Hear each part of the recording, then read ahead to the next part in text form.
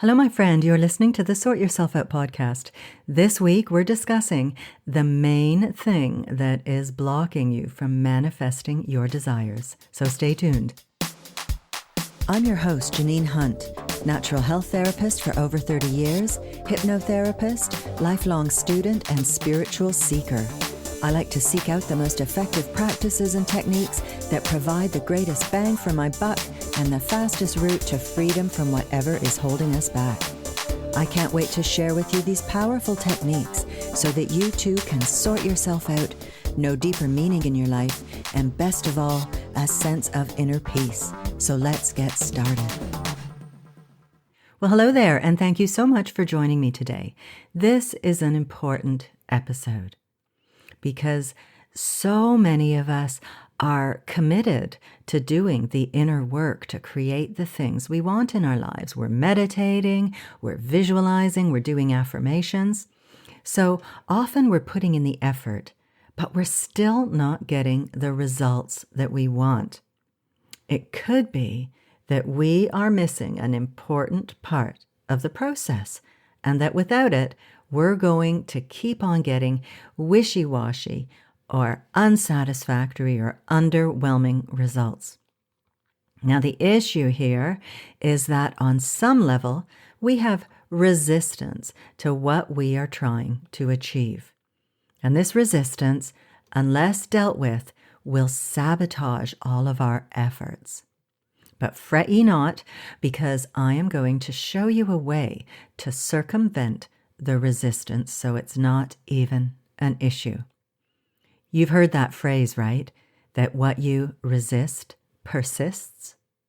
So we don't want to resist resistance. We want to sidestep it entirely so that you can program what you want into your mind and into your belief system and your outer reality with ease and confidence and comfort. The issue here is that we come up against resistance when we compare where we are now to where we want to be going. It can seem so unrealistic to the logical mind, and that's where the resistance comes in. And so the mind is always popping up with its doubts and its fears and its rationalizations, saying, "Who am I kidding? Who am I to be asking for all of this?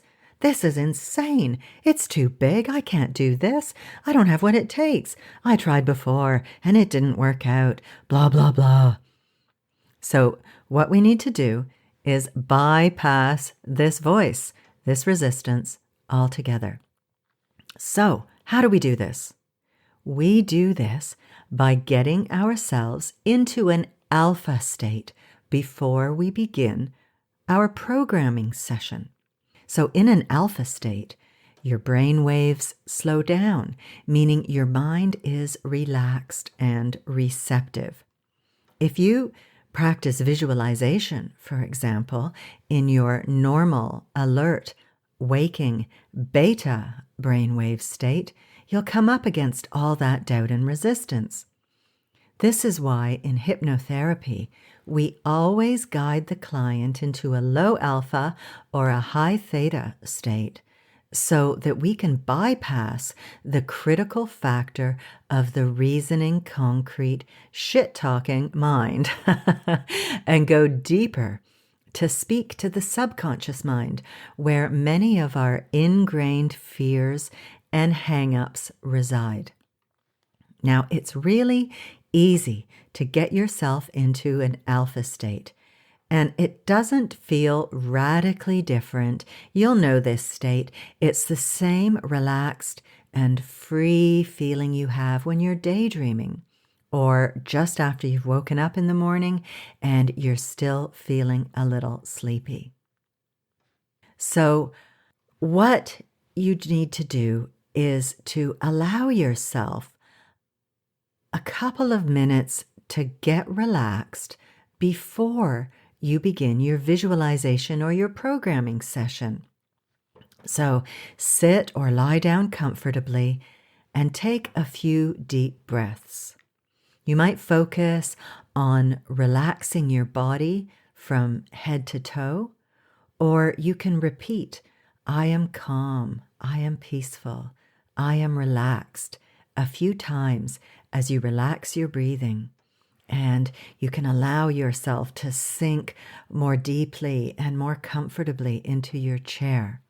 You might begin feeling a little floaty and just kind of, And that is great because in this state, you are receptive to the ideas you want to instill into your mind and to express in your outer reality. Another great way to bypass resistance is to do your programming session right after you meditate, as you are already in a nice, relaxed alpha state. Now, if you don't meditate already, I have a free guide you can download that explains a simple style of meditation that takes as little as 5 minutes per day, but that will still give you the benefits. It also includes tips to get you past the resistance to meditating daily that most of us feel before we get into the rhythm of it. It's called Janine's Quick Start Guide to Doable Meditation because it's all about making meditation doable for you. Nice and easy. So you can get this at theinspirationcloud.com/SYO43. Those are the numbers 43, and I'll put a link in the show notes.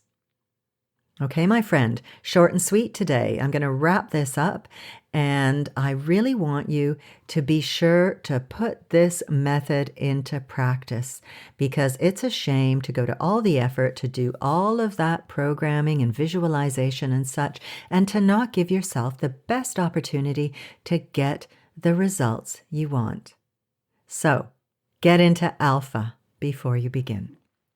Now, if you don't already practice visualization, or you do and you want to learn how to do it better, tune in next week because I'm going to be talking about how to visualize successfully.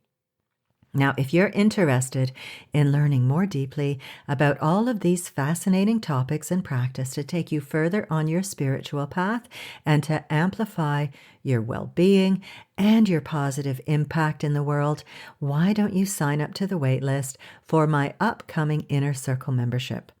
Go on over to theinspirationcloud.com/membership to get on the waitlist, and I'll keep you in the loop.